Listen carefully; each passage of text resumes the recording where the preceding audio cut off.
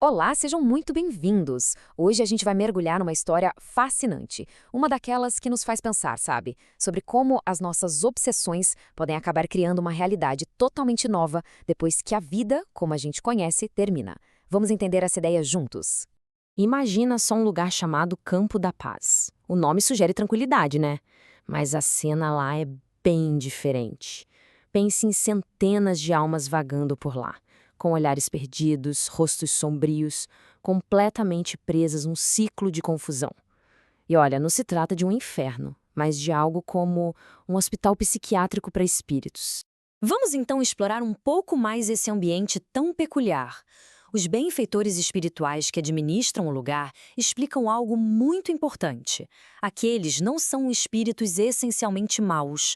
São almas que estão, na verdade, profundamente desequilibradas por causa da vida que levaram na Terra.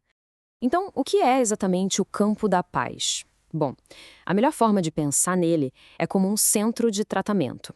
Um refúgio para quem tem a mente tão fixada, tão presa em questões da Terra, que simplesmente não consegue seguir em frente. Eles não estão presos por correntes, mas sim pelas próprias obsessões. E para a gente entender isso na prática, nada melhor do que conhecer alguns desses pacientes. As preocupações deles, à primeira vista, parecem urgentes, até razoáveis. Mas, como a gente vai ver, existe muito mais coisa por baixo dessa superfície. Primeiro, a gente conhece o Malaquias, um senhor de idade completamente obcecado com suas propriedades e, pasmem, com seus escravos. Ele não se deu conta de que o mundo que ele conhecia já não existe mais.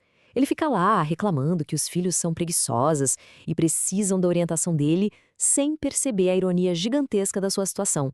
Em seguida, temos o Aristarco. Ele está numa agitação que só vendo.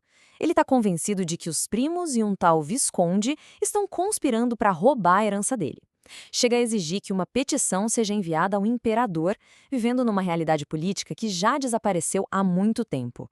A ansiedade dele é quase palpável. E, para fechar, uma senhora em pânico total. Ela implora para voltar para casa, certa de que o marido vai destruir o patrimônio da família e que as filhas estão sofrendo. Ela até acredita que a doença que ela tem agora foi causada por todo esse estresse familiar. O guia espiritual que cuida deles, o Alfredo, responde a cada um com uma paciência, uma calma, de um médico muito compassivo. Ele tenta tranquilizá-los, mas as palavras dele parecem não atravessar a névoa de ilusão que eles criaram. É que existe uma verdade chocante ali que eles ainda não conseguem enxergar. E agora, a gente chega no ponto crucial da história. O Alfredo se vira para um visitante que o acompanha e revela a verdadeira natureza da condição mental desses espíritos. E é aqui que tudo muda de perspectiva. Essa frase é muito poderosa. Alfredo explica que, na Terra, a preocupação com herança, família, bens, tudo isso é considerado normal. Mas ali, no plano espiritual, onde os pensamentos e as intenções são transparentes, essa fixação materialista é uma forma de loucura. É a incapacidade de se desprender do que é passageiro. E essa tabela aqui ilustra perfeitamente a verdade por trás de tudo. A preocupação do Malaquias com as terras era só uma máscara para sua tirania. A busca do Aristarco pela herança, na verdade, ele planejava lesar os próprios parentes. E a senhora desesperada para proteger as filhas? Ela morreu bem no meio de uma tentativa de envenenar o marido. As preocupações que eles expressam são só distorções das suas verdadeiras e sombrias intenções. E o mais impressionante é que eles não têm a menor consciência disso. Eles se julgam ainda vivos, acreditando que podem esconder seus pensamentos mais sombrios, sem perceber que, naquele lugar, os seus pensamentos são a sua realidade. Eles vivem dentro da prisão que as suas próprias mentes construíram. Então, será que existe esperança para eles? Como essas almas podem se recuperar? Felizmente, o Campo da Paz não é uma prisão, e sim um hospital, e como todo hospital, existe um processo de cura. A reabilitação é lenta e muito cuidadosa. Primeiro, eles são recolhidos num estado de sono profundo, quase um coma. Depois de um longo descanso restaurador, eles começam a recuperar a memória aos poucos, confrontando quem realmente foram. Só então, quando estão prontos, são levados para receber mais ajuda e esclarecimento. A história desses três espíritos nos deixa uma lição poderosa.